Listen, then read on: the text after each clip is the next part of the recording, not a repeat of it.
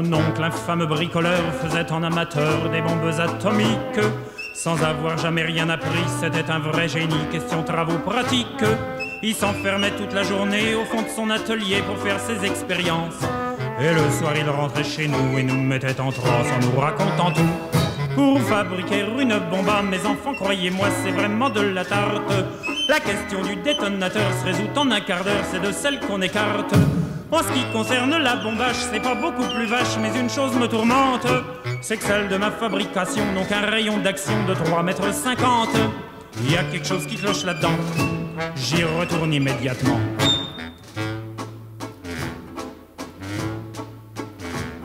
Il a bossé pendant des jours, tâchant avec amour d'améliorer le modèle. Quand il déjeunait avec nous, il dévorait d'un coup sa soupe au vermicelle. On voyait à son air féroce qu'il tombait sur un os, mais on n'osait rien dire. Et puis un soir pendant le repas, voilà tonton qui soupire et qui s'écrie comme ça. À mesure que je deviens vieux, je m'en aperçois mieux, j'ai le cerveau qui flanche. Soyons sérieux, disons le mot, c'est même plus un cerveau, c'est comme de la sauce blanche. Voilà des mois et des années que j'essaye d'augmenter la portée de ma bombe. Et je ne me suis pas rendu compte que la seule chose qui compte, c'est l'endroit où ce qu'elle tombe. Il y a quelque chose qui cloche là-dedans, j'y retourne immédiatement.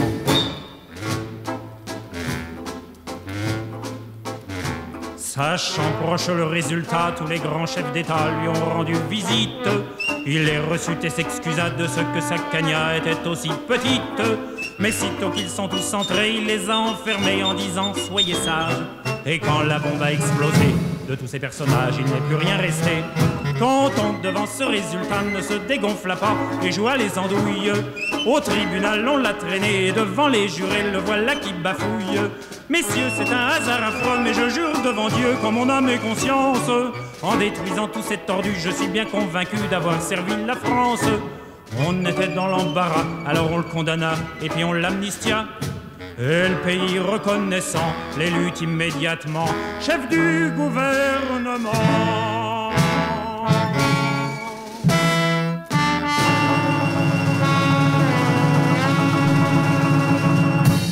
Bonjour à toutes les auditrices et tous les auditeurs de Civis Pacem, l'émission de l'Union pacifiste sur Radio Libertaire.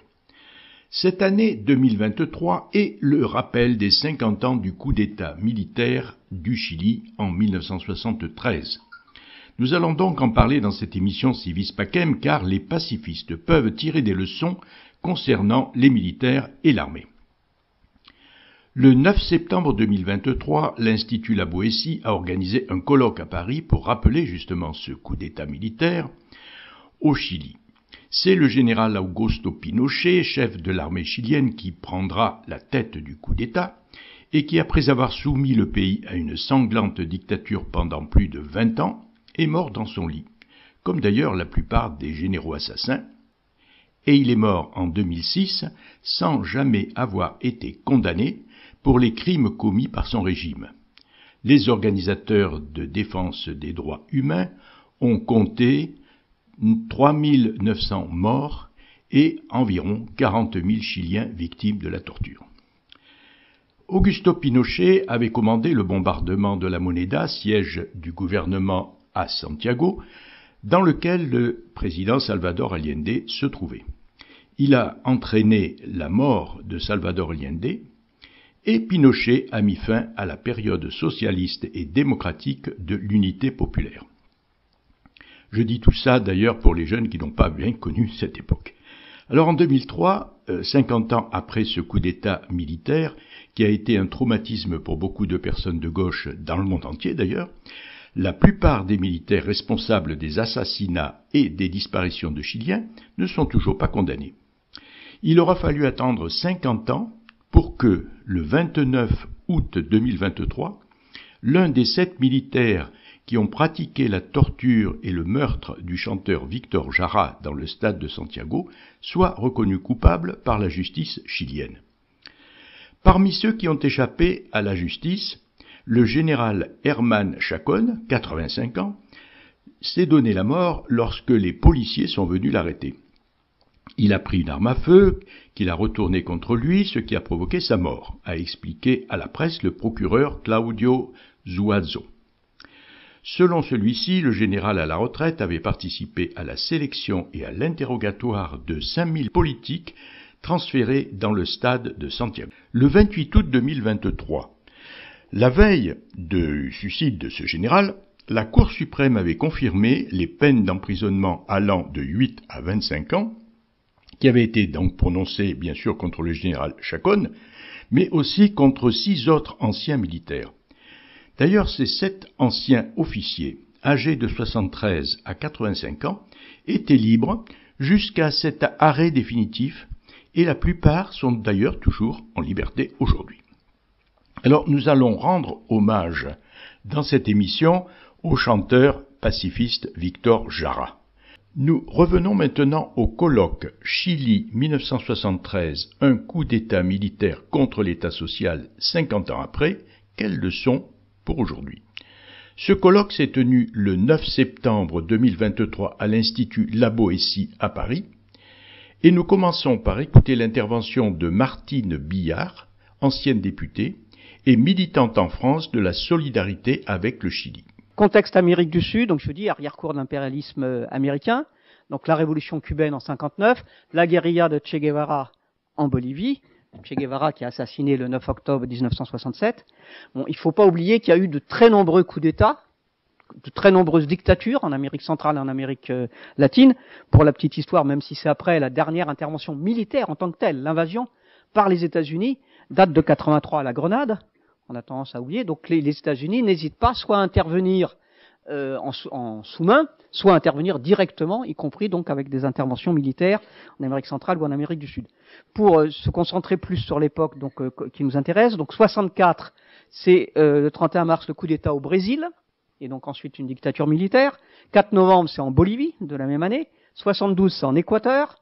27 juin 73, donc on est là aussi dans les 50 ans, c'est en Uruguay. 11 septembre 73, donc le Chili. Ce sera ensuite le Pérou en 75 et le 24 mars 76, l'Argentine. Donc vous voyez, c'est cet ensemble qu'il faut bien penser. Alors, le Chili, donc, il y a eu des élections le 4 septembre 70 et le système électoral chilien de l'époque fait que c'est un système à un tour. Et c'est Salvador Allende qui arrive en tête avec 36,6%, devant Alessandri, le candidat conservateur, 34,9%, et Tomic, le candidat de la démocratie chrétienne, 27,8%. Dans ce cas, quand il n'y a pas de gagnant évident, c'est au Congrès de décider qui va être le nouveau président. En fait, dès avant l'élection, les États-Unis ont tout fait pour que Allende ne puisse pas arriver en tête de l'élection. Ils ont vraiment tout essayé en coordination avec la démocratie chrétienne notamment. Ce qu'il faut savoir, c'est que Salvador Allende avait déjà été candidat 3 fois précédemment à l'élection présidentielle, bon, qui n'avait pas gagné, et donc la droite et les États-Unis avaient très très peur, donc qu'il gagne en 70, donc ce qui s'est passé. Donc il est finalement, alors donc il y a des interventions, donc alors il y a plein de documents qui viennent de sortir. Puisque au bout de 50 ans, les archives aux États-Unis sont rendues publiques. L'accès aux archives est plus simple visiblement aux États-Unis qu'en France, c'est jamais aussi évident en France. Bon, les archives viennent rendues publiques qui démontrent toutes les interventions américaines par rapport pour empêcher bien avant l'élection de Salvador Allende, pour empêcher son élection, et dès qu'il arrive en tête donc à l'élection du 4 septembre, pour empêcher qu'il soit finalement le candidat adoubé, si on peut dire, par le Congrès. Bon. Les manœuvres échouent, et donc Salvador Allende est proclamé président de la République le 24 octobre et prend ses fonctions le 2 novembre. Ce qu'il faut voir, c'est que, pour dire que je vous ai dit, donc il est élu le 24 octobre, le 25 octobre, le général en chef de l'armée chilienne, le général Schneider, est assassiné par l'extrême droite chilienne, parce qu'il avait refusé justement d'intervenir pour empêcher l'arrivée d'Allende au pouvoir. Donc on est vraiment déjà, dès le début, avant même que Salvador Allende commence son mandat de président, il y a déjà des interventions d'un côté des États-Unis, de côté de la droite, de l'extrême droite au Chili.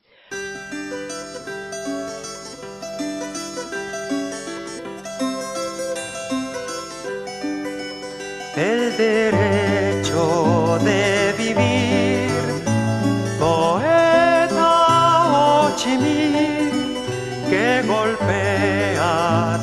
Vietnam, a toda la humanidad, ningún cañón borrará el surco de tu arrozal, el derecho de vivir en paz.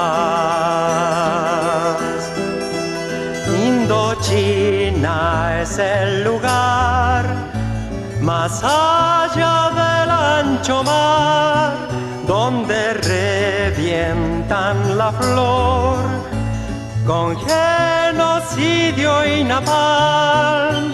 La luna es una explosión que funde todo el clamor, el derecho de vivir en paz.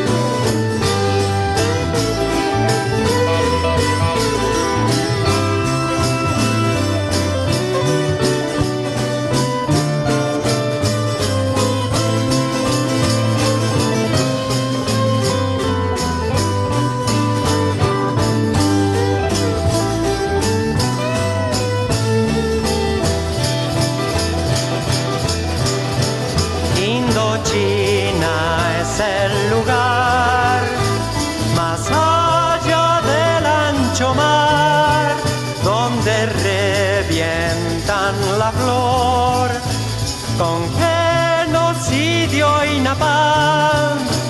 La luna es una explosión que funde todo el clamor, el derecho de vivir en paz.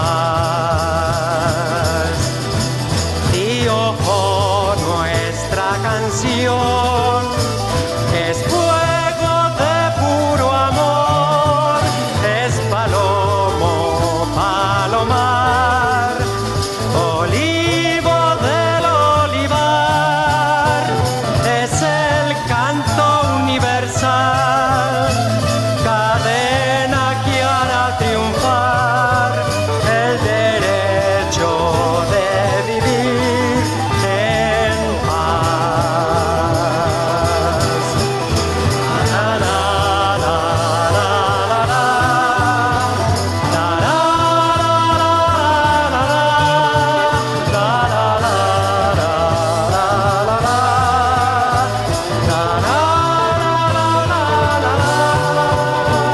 es el canto universal, cadena que hará triunfar el derecho de vivir en paz, el derecho de vivir en paz.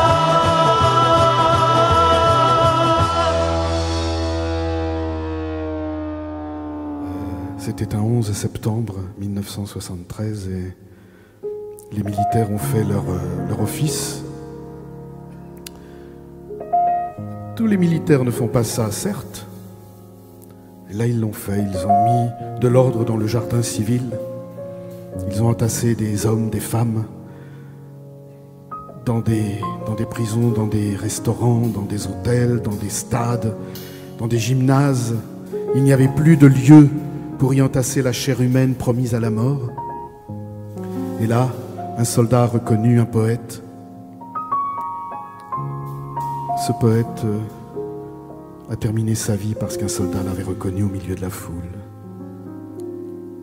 Ce poète avait écrit « Je me souviens de toi, Amanda, quand tu descendais la rue mouillée. pendant les 5 minutes de pause de l'usine pour aller retrouver ton amoureux, Manuel? Manuel qui n'avait jamais rien fait de mal et qui est parti à la montagne en 5 minutes a explosé. Sonne la sirène du retour au travail. Beaucoup ne revinrent pas, Manuel non plus. Je me souviens de toi, Amanda. Je me souviens de toi, Víctor Jara.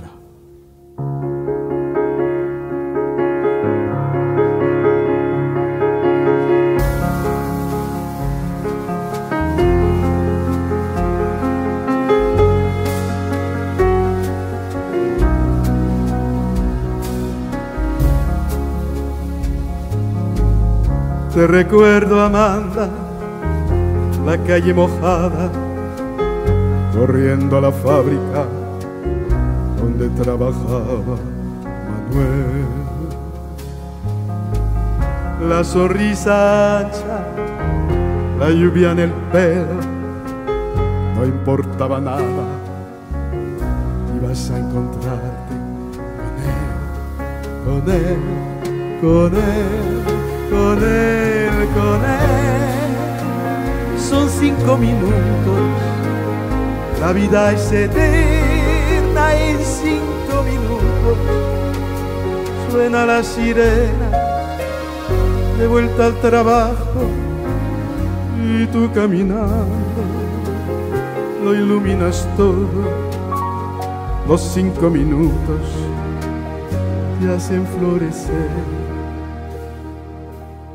Te recuerdo, Amanda, la calle mojada, corriendo a la fábrica donde trabajaba Manuel.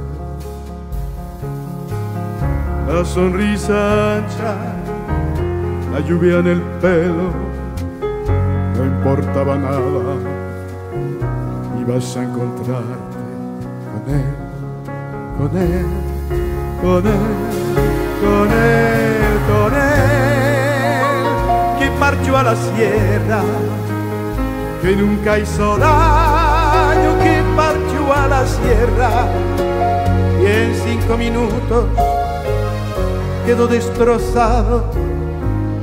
Suena la sirena de vuelta al trabajo, muchos no volvieron, tampoco Manuel.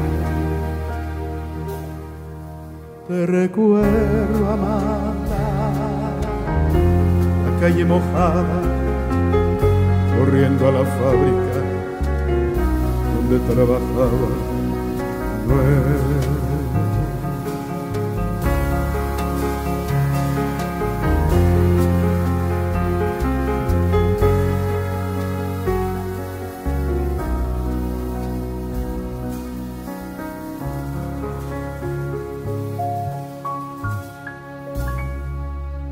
Vous êtes à l'écoute de l'émission Civis Pacem sur Radio Libertaire. Vous venez d'entendre 2 chansons de Víctor Jara. La première, chantée par l'auteur, est intitulée « Le droit de vivre en paix ». Et la deuxième, interprétée par notre ami Serge Udgerouillot, est intitulée « Je me souviens de toi, Amanda ». De nombreux chanteurs ont rendu hommage à Víctor Jara après son assassinat par les militaires chiliens du coup d'État. C'est le cas dans plusieurs pays et en particulier en France. Martine Billard, ancienne députée et militante en France de la solidarité avec le Chili, explique au cours du colloque qui s'est tenu le 9 septembre 2023 à l'Institut de la Boétie à Paris les raisons de cette résonance en France. Pourquoi ce qui s'est passé au Chili a eu une telle résonance en France? Parce que, vous avez vu, je vous ai donné tous les autres coups d'État. On a un peu parlé de l'Uruguay en juin, mais en dehors des milieux très militants qui s'intéressent à l'Amérique latine, on en a quand même très peu parlé. On parlera peut-être du coup d'État en 76, aux 50 ans de 76, j'en sais rien. Mais vous voyez que les 50 ans du coup d'État de Pinochet, on en parle dans tous les pays, pas seulement au Chili. Alors, ce qu'il faut voir, c'est pourquoi cette résonance particulière. Bon, d'abord, le Chili est un pays de lutte. Il y a eu des luttes ouvrières tout au long du XXe siècle, très nombreuses luttes ouvrières. Et puis, il a une structuration politique qui est facile à comprendre pour des Français. Il y a un parti socialiste, il y a un parti radical, qui est d'ailleurs le parti membre de l'Internationale socialiste. Le Parti socialiste chilien n'est pas membre de l'Internationale socialiste à l'époque, c'est un parti socialiste marxiste. Il y a un parti communiste. Donc vous voyez, déjà, rien que les trois, déjà, on a les correspondances en France. Il y a un parti qui s'appelle le MAPU, le Mouvement d'action populaire unitaire, qui est au départ une scission de la démocratie chrétienne, une scission à gauche, qui en France a comme correspondant, alors pour les plus jeunes ça va pas parler, pour les plus vieux ça parle, un parti qui s'appelait le PSU, Parti socialiste unitaire. Bon, et il y a un groupe d'extrême gauche qui s'appelle le MIR, Mouvement de la gauche révolutionnaire, qui évidemment a en France comme correspondant les groupes d'extrême gauche, quoi. Donc vous voyez, c'est facile à comprendre. C'est beaucoup plus facile, par exemple, que si vous essayez de comprendre l'Argentine avec le mouvement péroniste et ainsi de suite, quoi. Ça n'a rien à voir. Bon, vous avez, non mais ça joue dans le fait que des gens puissent, du coup, s'intéresser à ce qui se passe ailleurs. Hein, c'est que là, c'est facile. Il y a en plus, bon, un syndicat très puissant qui est la CUT, la Centrale unique des travailleurs. Bon, donc tout ça est facile.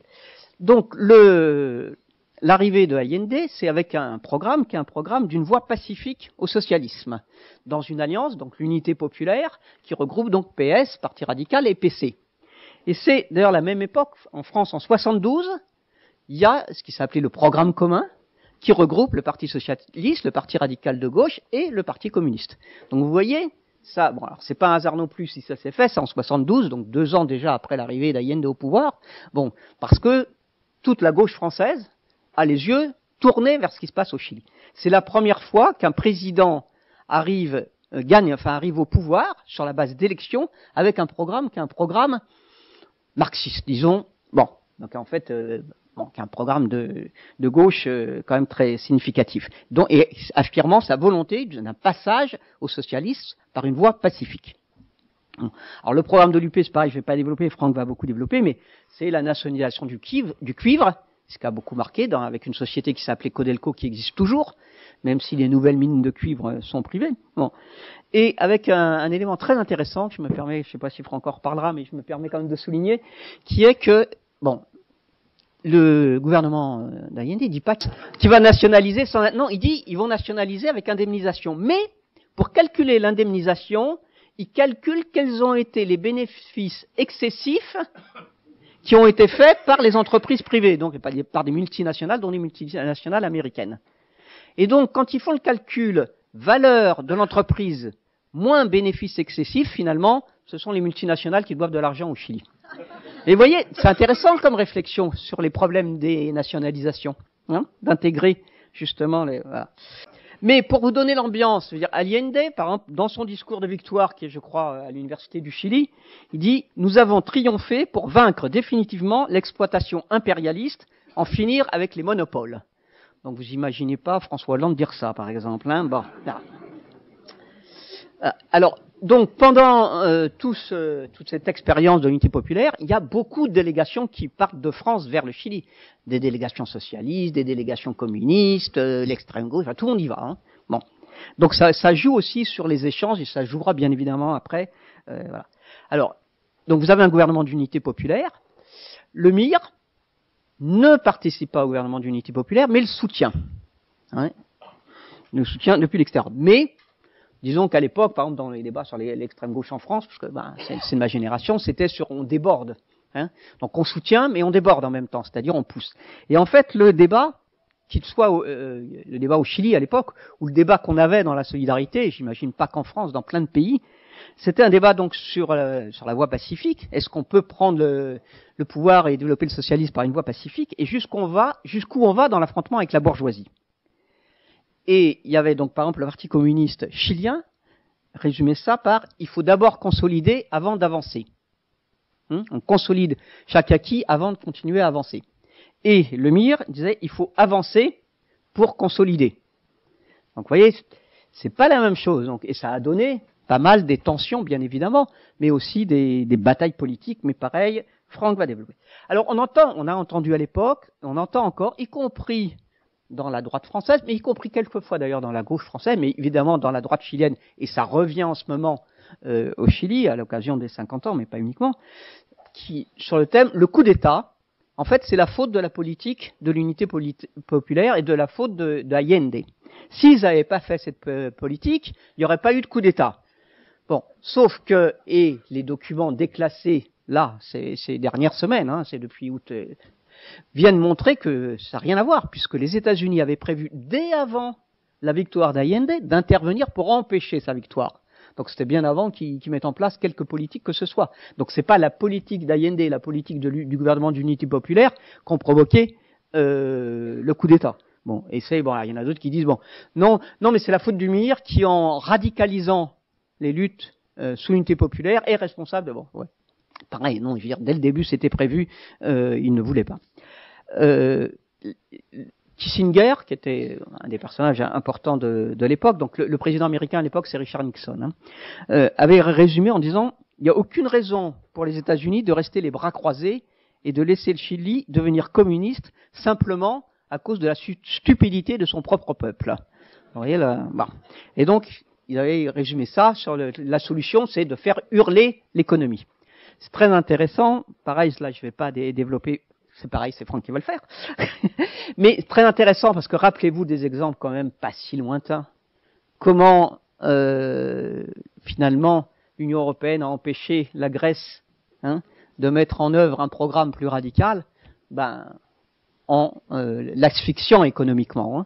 Donc vous voyez, et si on regarde aujourd'hui ce qui se passe dans pas mal de pays, on voit qu'à chaque fois qu'il y a un gouvernement progressiste, bon, on voit Cuba avec le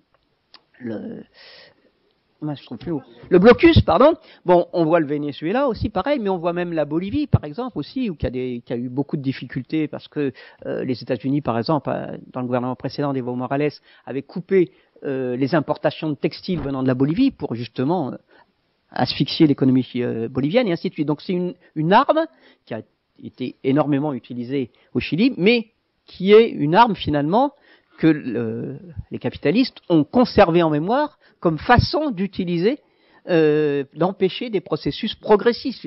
On n'est même pas dans des processus révolutionnaires, dans des processus progressistes. Alors, le coup d'État, donc le 11 septembre, démarre donc à Valparaiso par le soulèvement de la marine, qui en fait, dans les jours et les semaines précédentes, a liquidé, c'est vraiment les marins qui soutenaient l'unité populaire, donc ils ont expurgé les troupes de la marine des soutiens à l'unité populaire. Bon, et donc c'est eux qui sont la pointe du coup d'État le 11 septembre. Bon. Évidemment, ce qui a marqué le monde, c'est le bombardement de la Moneda, parce que l'image a circulé partout. Et donc ça a aussi joué sur le fait qu'il y a eu une telle émotion partout et a aidé malheureusement à la mobilisation de solidarité, quoi. En France, c'est le gouvernement Pompidou. Pompidou a reconnu très rapidement la junte militaire. Mais sur place, il y avait un ambassadeur qui s'appelait Pierre de Menton, qui était un gaulliste. Il n'est pas du tout un révolutionnaire, ni rien du tout. Pierre de Menton et sa femme Françoise ont ouvert l'ambassade pour permettre donc aux militants politiques de se réfugier dans l'ambassade et ensuite donc de sortir en exil. Et je crois que bon, Pierre de Menton est décédé, je crois que Françoise aussi, je sais plus. Oui, Françoise aussi. Bon, mais je crois qu'il faut vraiment rendre hommage parce qu'il y a eu des ambassadeurs courageux comme ça dans un certain nombre d'ambassades. Il n'y a pas eu que l'ambassade de France, qu'un certain nombre de militants politiques ont pu effectivement être sauvés et pouvoir sortir ensuite à l'exil. Il faut se rappeler quand même que si on fait le bilan des victimes de la dictature, il y a 1469 disparus, dont 75 mineurs, et on a retrouvé les corps de seulement 307 d'entre eux. Donc, à 50 ans du coup d'État, on ne sait toujours pas où sont un certain nombre de disparus. Voilà. Il y a eu 3200 exécutés, et pareil, dans certains, on n'a pas retrouvé les corps. 40 000 personnes torturées. Bon, les disparitions ont continué jusqu'au milieu des années 80, puisque par exemple Sergio Ruiz Lasso a été disparu en 84, si mes souvenirs sont bons. Là, donc vous voyez, c'est très tard où le système des disparitions a continué à être utilisé pour exterminer la militance un peu radicale et pour faire peur aussi à tous ceux qui auraient pu se mobiliser.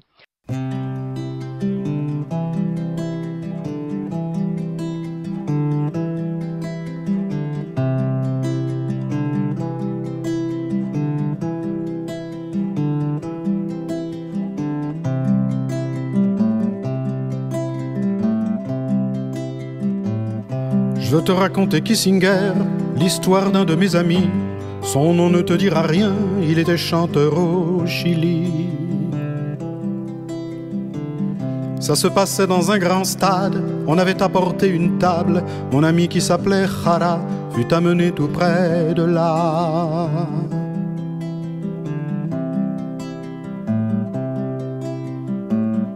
On lui fit mettre la main gauche sur la table et un officier, d'un seul coup avec une hache, les doigts de la gauche a tranché. D'un autre coup, il sectionna les doigts de la dextre et Jara tomba, tout son sang giclait, 6000 prisonniers criaient.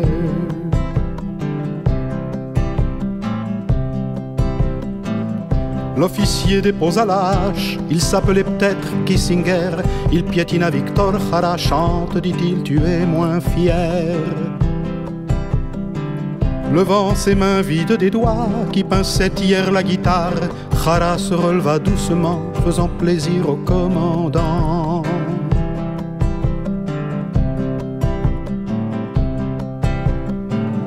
Il entonna l'hymne de l'unité, l'unité populaire, repris par les 6000 voix des prisonniers de cet enfer. Une rafale de mitraillettes abattit alors mon ami. Celui qui a pointé son arme s'appelait peut-être Kissinger.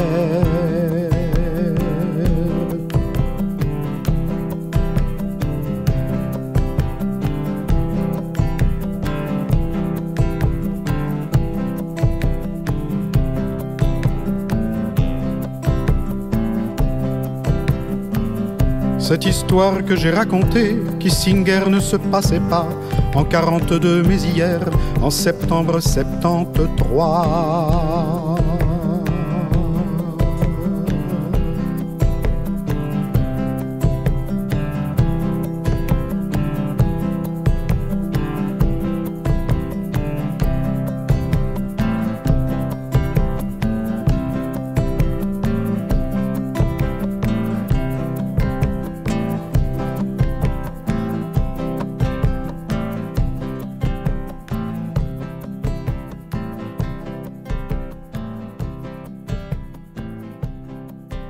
C'est encore Serge Udger-Royot qui interprétait cette chanson émouvante de Julius Pocarn intitulée « Lettre à Kissinger ». Martine Billard rappelle aussi l'assassinat du chanteur Victor Jara. Alors vous avez vu qu'il y a quelques jours, vous avez peut-être entendu parler, il y a eu enfin la condamnation des assassins du chanteur très connu Victor Jara. Bon. Je voulais rappeler qu'il y a parmi les disparus, il y a 4 franco-chiliens. Georges Klein, médecin, qui était au PC, 27 ans, qui est resté dans la Moneda avec Salvador Allende jusqu'à la fin et qui est parmi les personnes arrêtées et dont on n'a jamais retrouvé, dont le corps a été retrouvé 38 ans plus tard. Étienne Pell, PS, c'était un ex-curé qui a été arrêté le 19 septembre 73 à Temuco et qui est porté disparu. Alphonse Chanfraud, du Mire, 24 ans, arrêté le 30-07-1974, qui est aussi toujours porté disparu, mais dont un fils et aujourd'hui a été un dirigeant étudiant, est un leader politique.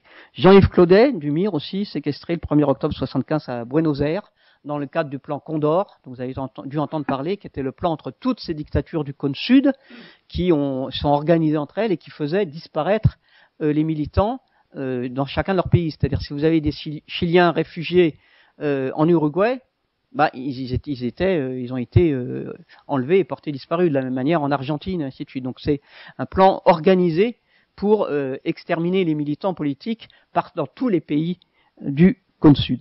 Alors ces 4 franco-chiliens donc portés disparus, il y a eu un procès en France en 2010, ce procès qui a permis de condamner y compris Pinochet. Parmi les autres Français quand même assassinés au Chili, il y a le prêtre français André Jardin, qui a été assassiné en 84 dans la Población de la Victoria au moment de ce qu'on appelait les protestes. Il y a eu à peu près 9000 réfugiés politiques en France, et je voudrais souligner et saluer le rôle que la CIMAD a joué, et notamment un de ses responsables à l'époque, André Jacques, puisque ils ont beaucoup aidé à l'accueil partout et de tous les réfugiés politiques. Alors, la solidarité, donc je vous dis, ce qui a beaucoup marqué, bon, avec le bombardement, les photos du bombardement, bon, ça a quand même créé un choc. Bon, et très vite se sont constitués des comités de solidarité en France.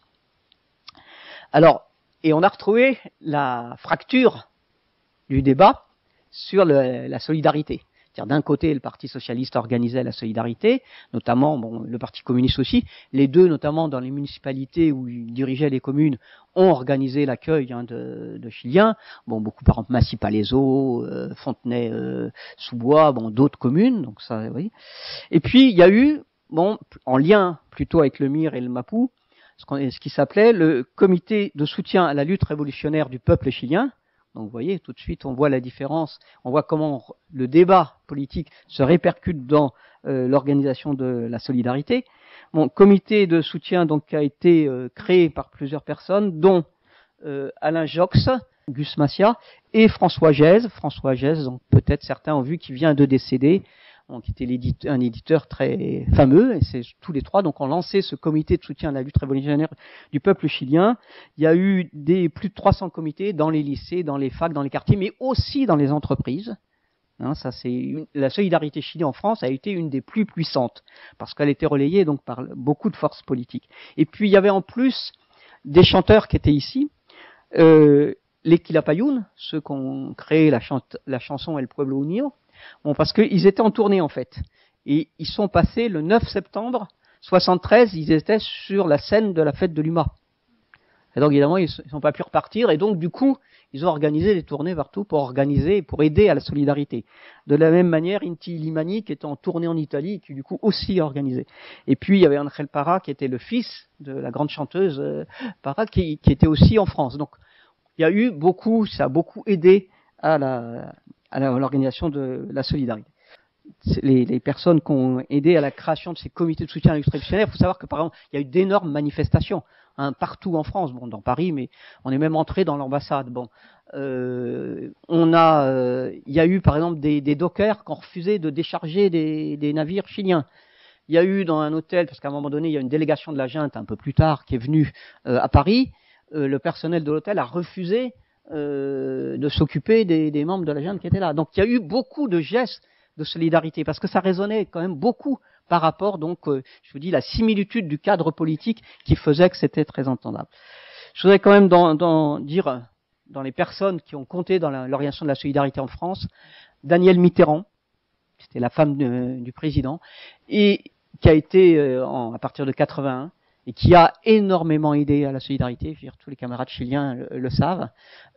Et non seulement, bon, donc Daniel et la camarade qui travaillait à côté, enfin à ses côtés, Anne Lamouche qui est aussi décédée. Mais je crois que tous les camarades auront une pensée émue pour Anne parce que elle s'est vraiment démultipliée pour aider à chaque fois qu'on avait besoin d'elle. Je pense aussi à Louis Joinet, qui était conseiller politique auprès de François Mitterrand, bon, et qui a aussi beaucoup aidé des fois. Bon, et puis je pense, mais je sais pas si elle aimerait que je cite son nom, mais en tous les cas une camarade qui est dans la salle, qui nous a beaucoup aidé à l'OFPRA aussi pour aider les camarades chiliens qui arrivaient.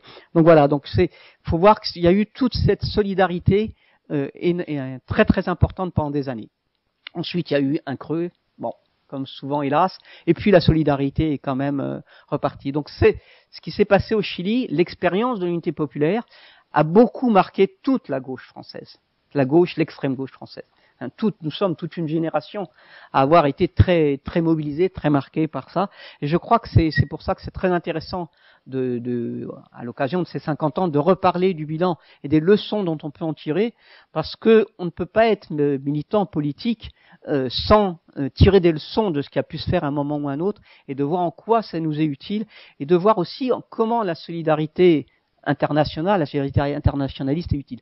Il y avait un rassemblement, c'était mardi soir, je crois, devant l'ambassade, avec le DAL, co-organisé par le France-Amérique latine, l'association des ex-prisonniers politiques en France chilien, et le DAL, parce qu'il y a aujourd'hui au Chili une loi qui vient d'être votée, qui est une loi qui ressemble à la loi qui a été votée en France contre les occupations illégales de terrains, d'usines, de logements et ainsi de suite. Donc alors, la loi chilienne est encore pire puisqu'elle autorise les propriétaires à se faire justice eux-mêmes.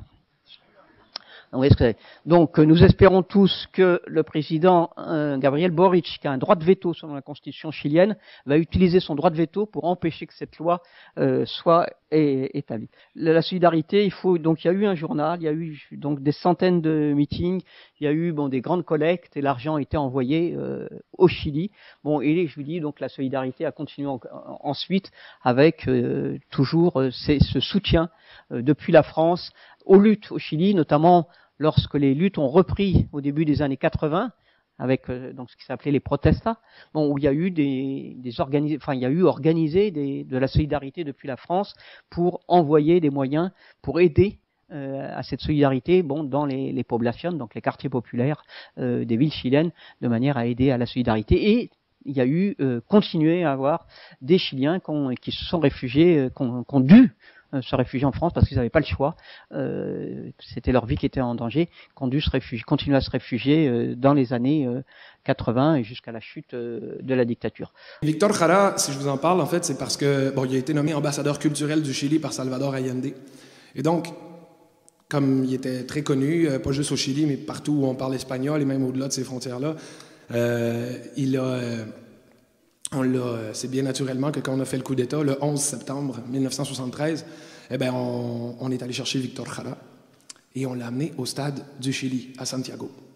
Et la chanson que je vais vous interpréter, en fait, m'a été inspirée par le texte de quelqu'un qui était là, dans le stade du Chili, dans les jours qui ont suivi l'arrestation de Víctor Jara et qui raconte ce qui s'est passé pour Víctor dans les jours qui ont suivi, ce qui s'est passé pour bon nombre des 6000 autres prisonniers qui avaient été entassés dans le stade, qui avait été transformé en prison pour l'occasion. Et pourquoi, aujourd'hui, le stade du Chili s'appelle le stade Víctor Jara.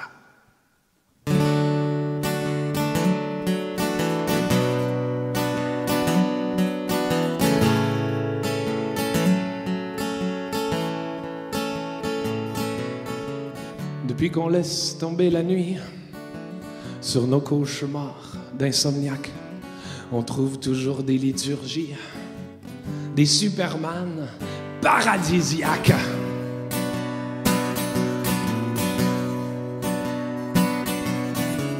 Mais on parle trop rarement de ceux qui ont su faire de leur vivant trembler les riches, trembler les dieux, que sanctifie l'histoire des grands.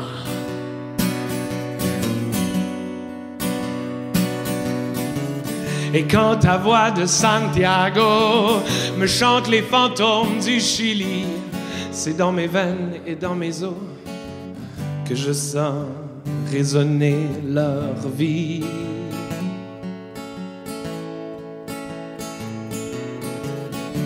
C'est pas une fable, c'est pas un conte, c'est une histoire pour mes enfants, afin qu'ils sachent qu'un vrai héros, ça peut n'avoir comme arme qu'un tour de chant.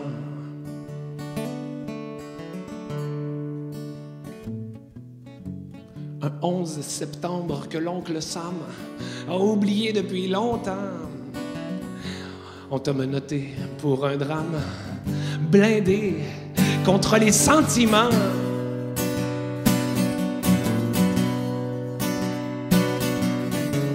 Car il y a les gens, les ordinaires, et tous les rêves qu'ils ont dans le cœur.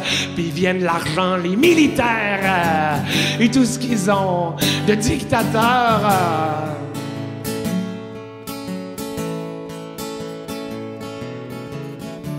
C'est pas une fable, c'est pas un conte, c'est une histoire pour mes enfants, afin qu'ils sachent qu'un vrai héros, ça peut n'avoir comme arme qu'un tour de chant.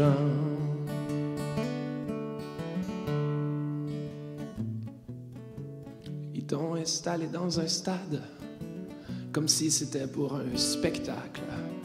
Devant tes 6000 camarades, le souffle court, prêt au massacre.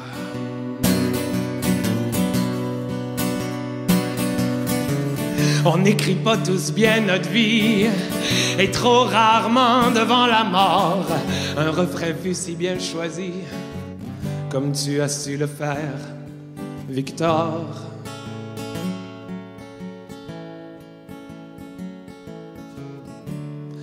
On a amené Victor au milieu du stade, puis on lui a ordonné de mettre ses mains sur une table. Dans celle de l'officier, il y avait une hache. D'un coup sec, il lui a coupé les doigts de la main gauche, puis d'un autre coup, ceux de la main droite.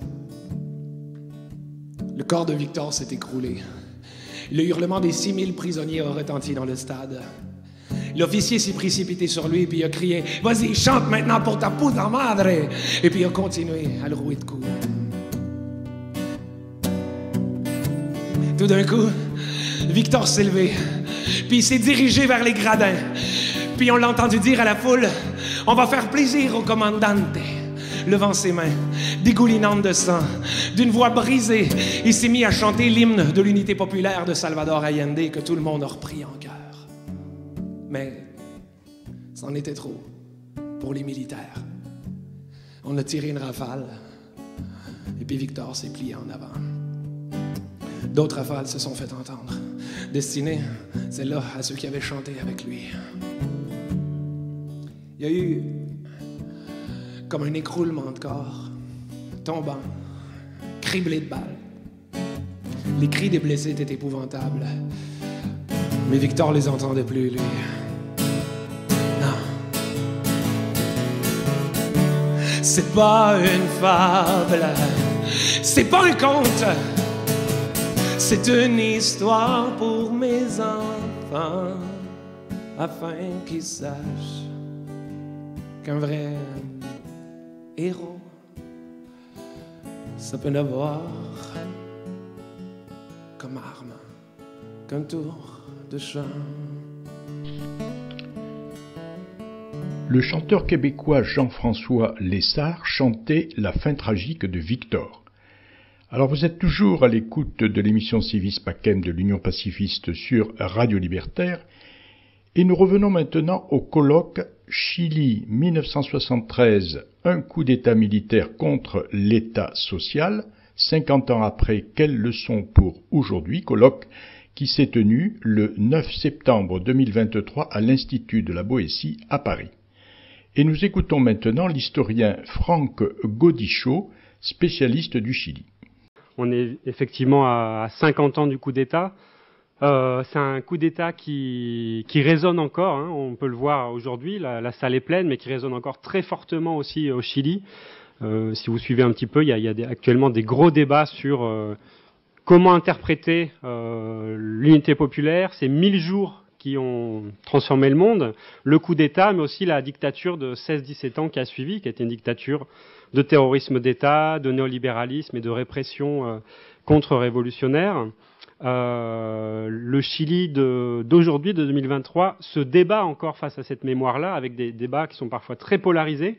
Et vous le savez aussi peut-être, le pinochettisme n'est pas mort, puisque l'extrême droite chilienne est en pleine reconstitution et même a des espaces désormais institutionnels très forts. Elle est à la tête, par exemple, du Conseil constitutionnel qui est en train de réécrire la Constitution au Chili.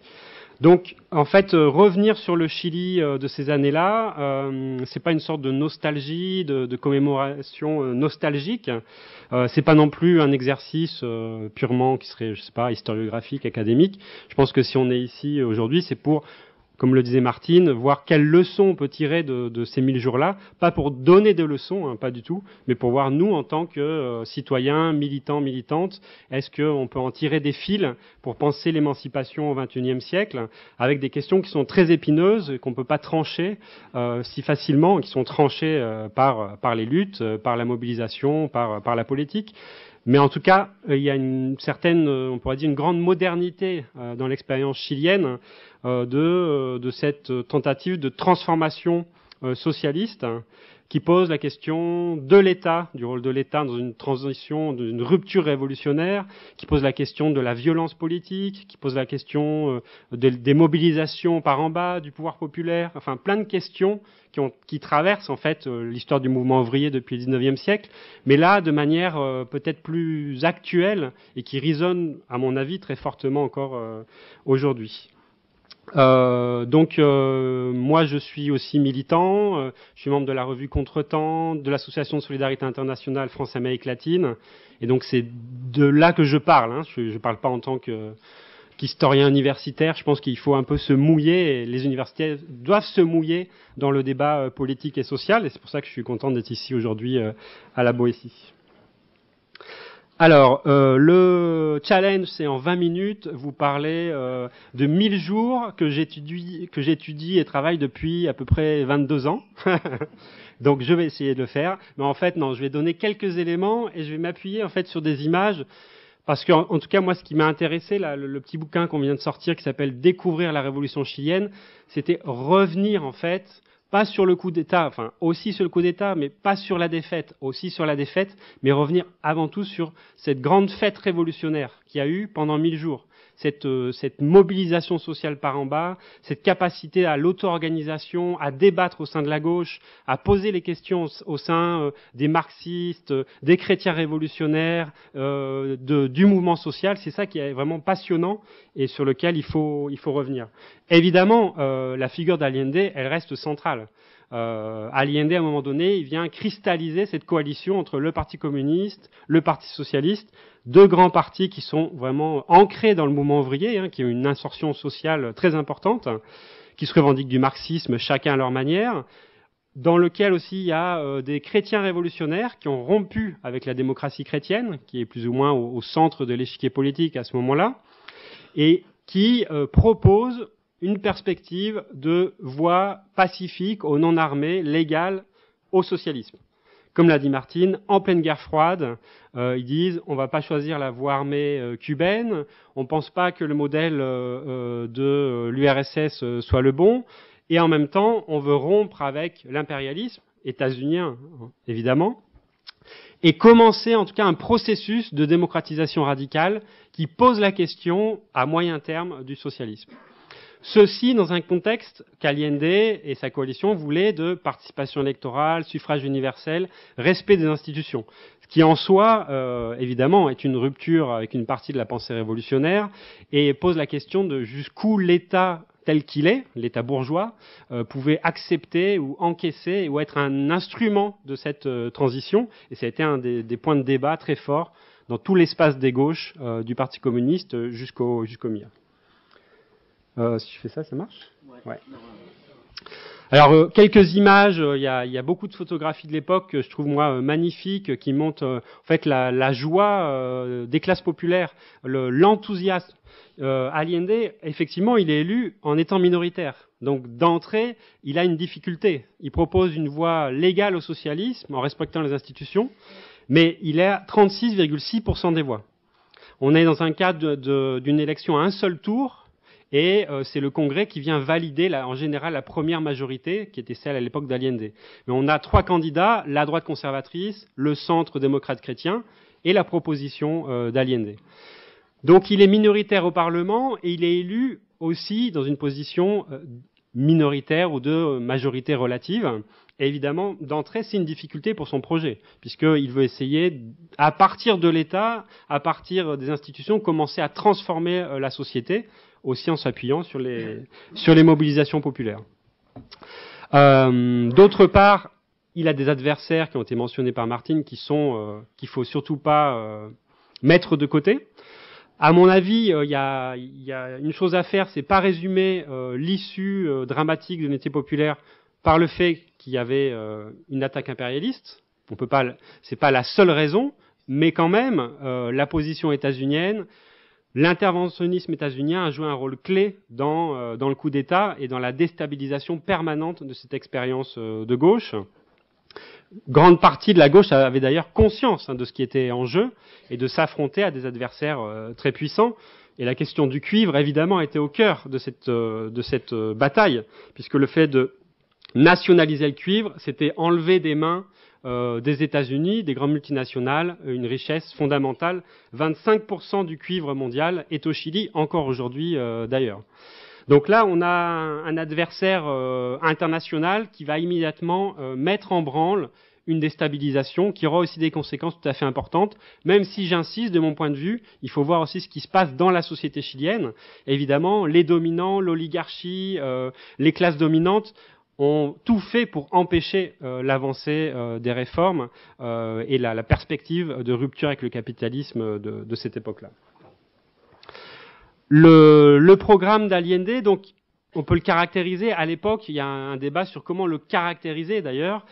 En tout cas, c'est l'idée d'une démocratisation radicale avec un contenu anti-impérialiste très clair. L'idée, voilà, il faut nationaliser le cuivre, nationaliser certaines grandes entreprises, tout en laissant le marché largement fonctionner et être majoritaire d'ailleurs. Une réforme agraire qui serait une des plus radicales de l'histoire du XXe siècle en Amérique latine. On l'oublie très souvent, mais l'une des réformes les plus radicales d'Allende, c'est la réforme agraire. En 2 ans, l'unité populaire liquide, mais vraiment liquide, la grande propriété foncière au Chili. Donc avec le Mexique et Cuba, c'est une des réformes agraires les plus radicales de l'époque, et ça va évidemment aussi créer des ennemis très forts à Allende. Et plus largement, commencer à mettre en place un certain pilotage de l'économie, en tout cas une tentative. Tout à l'heure, on en parlera dans la deuxième table. Il y a un débat sur l'ampleur de ces réformes. Pour le MIR, par exemple, le mouvement de la gauche révolutionnaire, Allende a une perspective démocratique, anti-impérialiste, mais qui reste dans le cadre du réformisme légal, bourgeois. Pour le Parti communiste, au contraire, la seule manière d'avancer, c'est, à partir des institutions, commencer de manière graduelle mais décidée à transformer la société en faisant une par une toutes ces réformes qui, effectivement, augmentation des salaires, cogestion des entreprises nationalisées, la redistribution des terres, etc. Dans un premier temps, il y a vraiment une période euphorique de fête révolutionnaire qui marque cette première année et qui fait penser que, finalement, oui, c'est peut-être possible. C'est peut-être possible de commencer à avancer vers le socialisme sans affronter directement et par les armes l'État et son armée. Peut-être que le moment clé de cette première phase héroïque, on pourrait dire, ou de victoire politique, c'est celle de la nationalisation du cuivre. Puisque Allende arrache la nationalisation du cuivre et elle l'arrache aussi au Congrès qui vote à l'unanimité, la droite y compris, cette nationalisation, comme l'a dit Martine, qui se fera sans indemnité finalement, puisque les juristes intelligemment d'Allende vont dire non, c'est vous qui nous devez de l'argent, vous n'avez pas payé d'impôts, vous avez saccagé le pays pendant des décennies. Vous avez cette image un peu, en gros, que le Chili passe à l'âge adulte. Il se met des pantalons longs et il va acquérir une seconde souveraineté après des années de dépendance, notamment aux multinationales états-uniennes. Ce qui est intéressant, moi je vais pas détailler, mais c'est l'explosion créative, artistique de ces années-là, la Nova Canción Chilena, Víctor Jara, au niveau de la musique, de l'expression artistique, du théâtre, il y a vraiment une ébullition dans les usines notamment, qui est extrêmement forte, intéressante. Il y a une ébullition à gauche également, et les débats avec le mouvement de la gauche révolutionnaire sont souvent tendus. Il faut rappeler que l'option qui était celle des miristes, c'était initialement celle de la guerre populaire prolongée. C'était une option stratégique guévariste, notamment à partir de 67-69. Avant, il y a des débats, y compris au sein du MIR, mais à partir de ces années-là, c'est Miguel Enriquez et ses camarades qui prennent la direction de l'organisation et qui annoncent, et on peut dire qu'en partie là-dessus, ils avaient raison, que l'oligarchie chilienne jamais n'acceptera de se faire déposséder, même si c'est fait de manière démocratique et par la voie légale.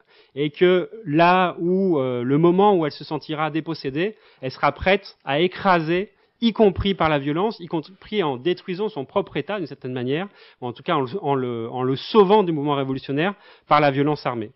Donc là, il y a un vrai débat qui est finalement pas tranché, enfin qui a été tranché, mais par les forces armées, le 11 septembre 73, celui du débat stratégique. J'essaierai d'y revenir tout à l'heure. C'est un débat stratégique qui est complexe, qui pose plein de questions sur jusqu'où avancer avec un gouvernement populaire qui a une perspective de réforme radicale et parfois révolutionnaire, la question de la réforme agraire par exemple. Comment s'appuyer sur les mobilisations populaires, les formes de pouvoir populaire, comme on les appelait à l'époque, poder popular, et quelles sont les brèches qui peuvent être mises dans ces institutions qui, in fine, restent quand même largement dans les mains des dominants, mais pas que les institutions. Le système médiatique, par exemple, on sait à quel point El Mercurio, qui est le Figaro chilien, était financé par la CIA, a fait un travail de propagande permanente pour déstabiliser le gouvernement et le processus révolutionnaire. La question de la justice, qui était très largement hostile, notamment la Cour des comptes, qui a mis des bâtons dans les roues en permanence face à toutes les nationalisations, la Controloria, etc., etc. Ne pas oublier non plus, depuis la France, parfois on le fait, et c'est une erreur, la force d'un secteur de l'Église qui prend la voie de la théologie de la libération, du christianisme et des chrétiens pour le socialisme, qui accompagne cette radicalisation politique et qui même parfois déborde la gauche sur sa gauche. On a des mouvements comme au Cristianos por el Socialismo qui vraiment sont très radicaux et pensent que, évidemment, le capitalisme, c'est l'antithèse de la fraternité chrétienne et donc il faut détruire le capitalisme et aller le plus loin possible dans cette perspective-là. Et donc là aussi, c'est assez intéressant de resituer ce contexte.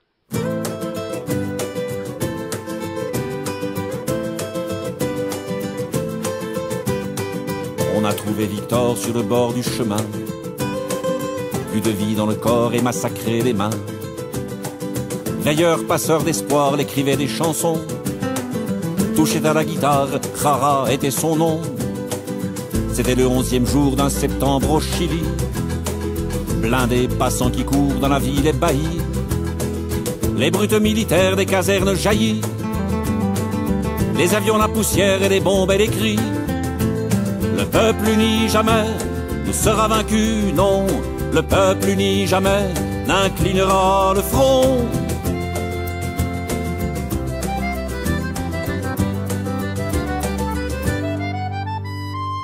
C'est au stade d'abord qu'ils ont été parqués. Les promis à la mort, les déjà sacrifiés. Le chanteur c'est bien toi, demande un officier. Victor le fixe droit dans les yeux sans ciller. C'était le 11e jour d'un septembre au Chili. 30 ans, le temps qui court n'apporte pas l'oubli. Venu de Washington à peine déguisé, l'ordre implacable tonne, tuer la liberté. Le peuple uni jamais ne sera vaincu, non. Le peuple uni jamais n'inclinera le front.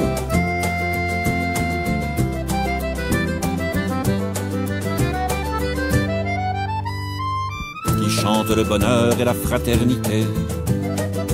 Celui-là fait-il peur aux barbares casqués?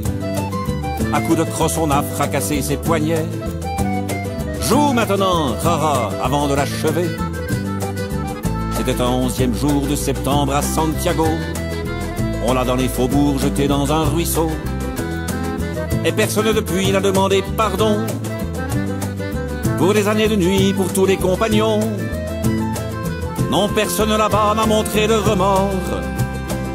L'honneur on connaît pas dans les états-majors. Le peuple uni jamais ne sera vaincu, non. Le peuple uni jamais n'inclinera le front. Le peuple uni jamais ne sera vaincu, non.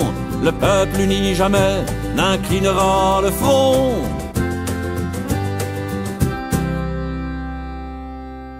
Cette chanson pour Victor Jara est celle de Michel Buller. Elle est l'une des nombreuses chansons créées par des artistes du monde entier en hommage à Victor Jara. Nous avons entendu aussi la première partie de l'intervention de l'historien Franck Godichet, spécialiste du Chili au colloque de l'Institut La Boétie. Et nous écoutons maintenant la deuxième partie de son exposé. Alors moi, ce que j'ai travaillé, et je peux vous en parler pendant à peu près 2 semaines sans m'arrêter, mais je vais pas le faire ici, c'est avant tout les formes d'auto-organisation ouvrière dans le mouvement syndical des grandes villes. Et ce qui est intéressant de voir, c'est qu'on a d'un côté et peu à peu cette proposition d'une voie donc non armée, pacifique au socialisme, qui avance sur un ensemble de sujets, mais qui est très rapidement en but à des problèmes institutionnels, justement. Le fait qu'Allende soit minoritaire au Parlement, qu'il ait une opposition de plus en plus radicalisée, la droite évidemment, mais aussi la démocratie chrétienne, qui peu à peu se déplace sur la droite et va faire un bloc contre Allende. Donc à chaque fois qu'il veut faire passer des lois, eh ben on dit non. Parfois on met en accusation les ministres, accusation constitutionnelle. On essaie de créer toutes sortes de blocages. Et de l'autre, il y a la force du mouvement populaire. Ce qui est intéressant quand même de regarder à cette époque, c'est que l'élection d'Allende ne signifie pas une canalisation des luttes absolue. Au contraire. Si on voit les statistiques des grèves, elles explosent à partir de 71-72. C'est-à-dire qu'une partie du mouvement ouvrier voit l'arrivée d'Allende comme une opportunité pour radicaliser ses mobilisations, occuper les usines par exemple, au bout d'un moment créer des corps industriels et finalement de manière de plus en plus autonome de la direction même de l'unité populaire. Avec des tensions, évidemment, une partie des partis de la gauche au pouvoir, au gouvernement dit vous allez trop loin, vous créez des problèmes à la coalition, voire il y a des tensions par exemple très fortes entre le Parti communiste, qui est plutôt l'aile gradualiste, modérée de la coalition, et ces formes d'auto-organisation à la base, qui sont vécues comme une déstabilisation du programme de transition graduelle au socialisme. Je rentre pas dans les détails, on pourra peut-être le faire si on a quelques minutes tout à l'heure. Il y a des moments un peu emblématiques. On voit la ministre du Travail, Mireia Baltra, ministre communiste, qui arrive dans les corps industriels et qui va gifler des dirigeants syndicaux en disant vous êtes des gauchistes, vous créez du tort au gouvernement. Et la réponse des syndicalistes, c'est de dire, comme disait tout à l'heure Martine, non, il faut continuer à avancer, à occuper les usines, à nationaliser, sinon ce sont ceux d'en face qui vont nous faire la peau. Donc là, il y a un débat qu'il ne faut pas esquiver, en fait, qui est au cœur de l'unité populaire, qui est en tension. C'est pas d'un côté le mouvement populaire, de l'autre côté le gouvernement. Il y a toujours eu une dialectique un peu tendue, puisque la majeure partie de ces militants étaient souvent des militants socialistes, par exemple, du MIR, voire communistes, mais qui, à partir de leur conscience de classe, voulaient aller beaucoup plus loin que ce que pouvait ou ce que proposait la perspective d'Allende de transition légale.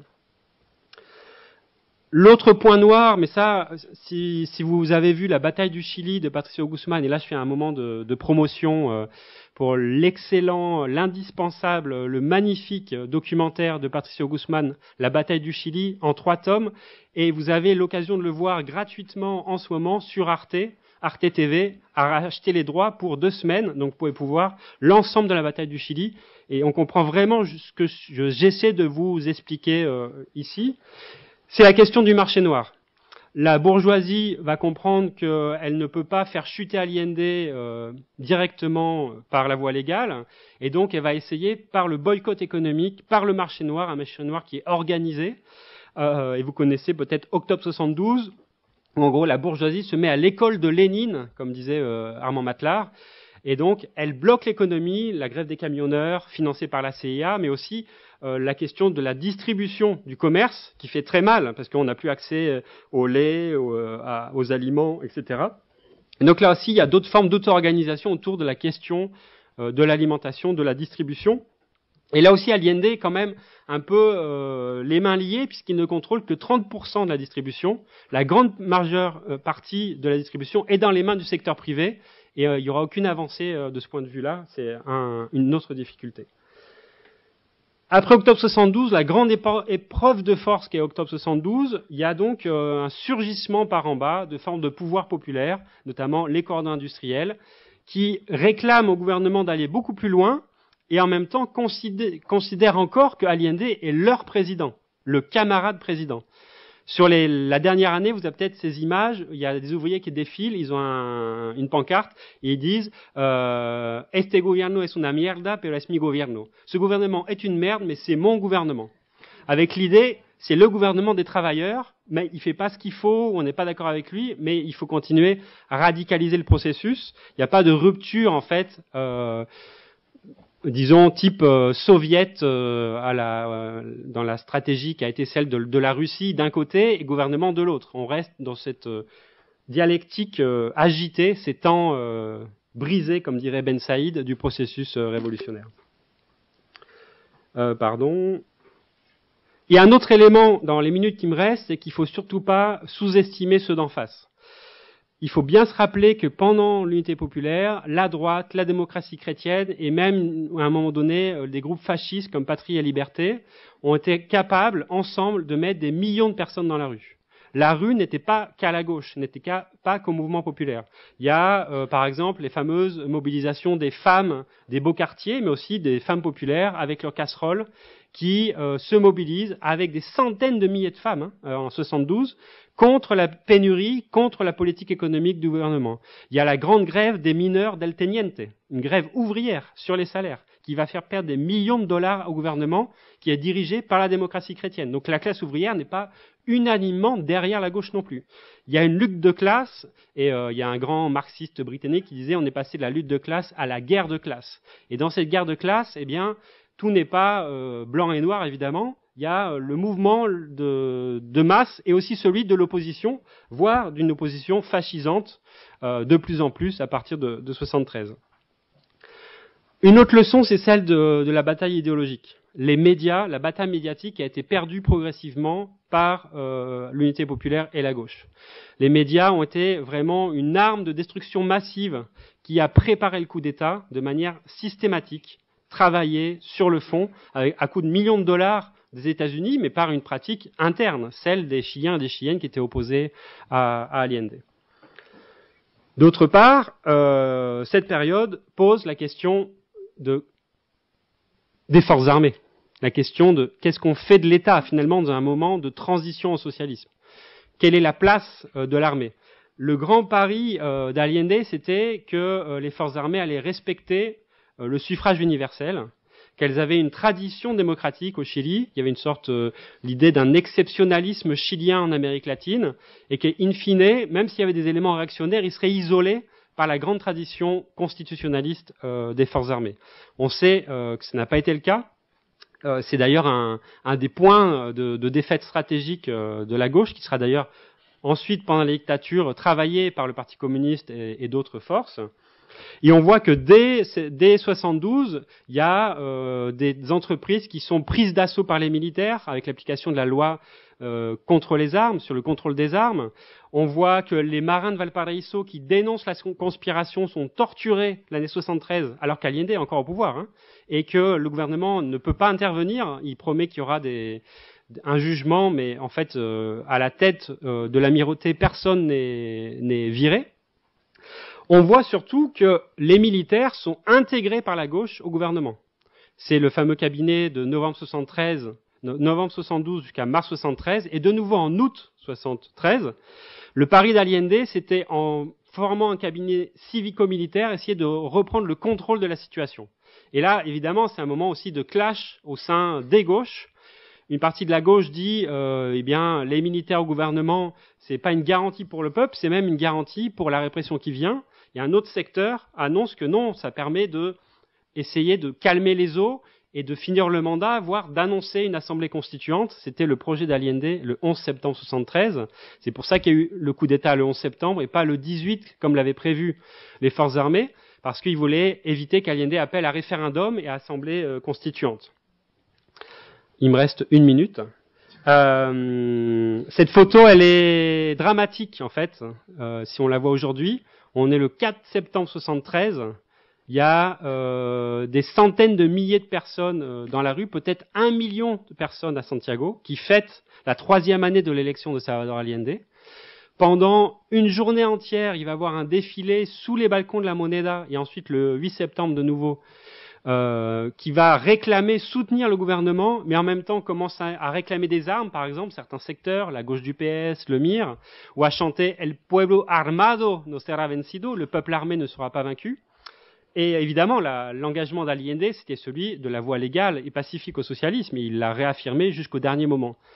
Et c'est un peu ça le drame en fait du 11 septembre, c'est qu'on a une gauche chilienne qui est désarmée au plan politico-militaire, mais aussi sur le plan stratégique. Et en fait, comme le dit Thomas Mullian, c'est une double impasse. Parce que l'aliendisme a été défait, effectivement, mais aussi l'option stratégique était celle du MIR. Le MIR n'a pas eu la capacité de présenter une voie alternative, finalement, à la voie pacifique qui était en crise. Et donc, à partir de ce moment-là, on le sait, c'est la répression, 16 années de dictature. Et pour conclure, en fait, ça pose la question, on va finir plutôt avec celle-là qui est plus sympa, qui revient sur les formes d'auto-organisation de pouvoir populaire. Ce qui est posé en termes stratégiques, si on le lit à partir d'aujourd'hui, c'est voilà la question des ruptures avec le capitalisme, avec l'impérialisme, et en même temps la place de l'État, la place d'un gouvernement, du Parlement dans ce cycle de mobilisation, jusqu'où on peut aller, à quel moment il faut avoir des ruptures, quelle est la place des formes d'auto-organisation dans ce processus de double pouvoir, et la question épineuse des forces armées et de la violence politique. À l'époque, on avait une armée de conscrits, donc c'était le peuple en uniforme, comme le disait le MIR. Aujourd'hui, en France, par exemple, on a une armée professionnelle. Donc c'est d'autres problèmes qui sont posés, mais je pense que de ne pas les poser, ça serait mettre sous le tapis des questions qui sont très épineuses et qui sont nécessaires pour penser l'émancipation au XXIe siècle. Est-ce que d'autres militaires seront bientôt arrêtés pour les crimes qu'ils ont commis pendant la dictature de Pinochet ? L'avocat Claude Cast, présent au colloque de l'Institut de la Boétie, apporte quelques précisions sur les procédures lancées depuis la France pour essayer de faire condamner Pinochet lorsqu'il a fait un voyage en Europe. Nous savons aujourd'hui que le dictateur, en se faisant passer pour très malade, a réussi à échapper à toute condamnation, qu'il est retourné au Chili en pleine forme et qu'il est mort quelques années plus tard dans son lit. Alors pour terminer notre émission, je vais vous faire écouter l'intervention de l'avocat Claude Cast, puis une dernière chanson de Victor Jara. Il y a eu, en 98, vous vous souvenez, Pinochet est arrivé, effectivement, d'abord avait demandé le visa pour venir se faire soigner à Paris. Bon, bien évidemment, le Quai d'Orsay a refusé. Bon, c'était sous Giscard d'Estaing, on ne voulait pas de problème. Donc, il n'est pas venu à Paris. Il est allé en Angleterre, à Londres, où il s'est fait soigner. Et ensuite, rapidement, nous avons déposé une plainte en 1978, donc, à Paris, devant le doyen des instructions. Une procédure a été ouverte avec le juge Leloir. Cette procédure était extrêmement longue. Le gouvernement français n'a rien fait pour faciliter effectivement la procédure. Plusieurs juges d'instruction sont succédés. Finalement, il y a eu un renvoi devant la cour d'assises de Paris. L'audience a été tout à fait exemplaire, aussi manifestation de solidarité également. Et il y a eu une condamnation donc de ces 4 personnes. Les familles de ces personnes qui avaient été assassinées, donc disparues. Le motif, très rapidement, c'est parce que donc il y avait eu torture, disparition, crime de torture, disparition et assassinat de ces personnes. Et qu'ils étaient franco-chiliens, ce qui permettait à la justice française d'être compétente. Ce procès a été exemplaire. On se souviendra toujours que à la fin du procès, il y a eu une réunion à la mairie du 3e arrondissement de Paris, et même les gardes du palais de justice étaient là tellement qu'ils avaient été intéressés par la procédure. Je précise aussi que ce procès a été vertueux parce que ensuite il y a eu des procédures qui se sont enfin exercées au Chili, car la justice chilienne est restée longtemps bloquée. Et le dernier exemple, c'est justement la procédure qui a été diligentée et qui a permis le 28 août dernier, enfin de voir condamner donc les assassins de Victor Jara.